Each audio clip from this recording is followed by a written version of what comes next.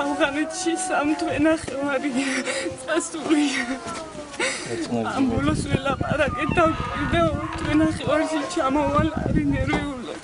მე სამშობლოს ვიცავ. სკაიპში ველაპარაკებოდით უფრო ხშირად ტელეფონი არ იჭერდა. ადგილ-ადგილი ჭერს და ვერ გამოვდივარ როგორ უგნებოდა.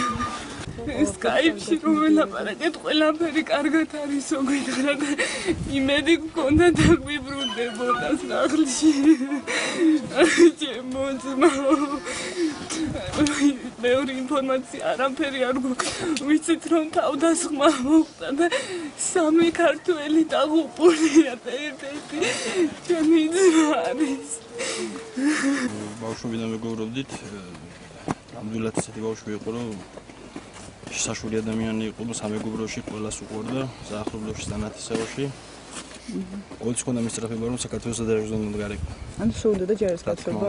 რა თქმა უნდა, სურვილი იყო და მისი ოცნება იყო. აიცრულა ეს ოცნება, მაგრამ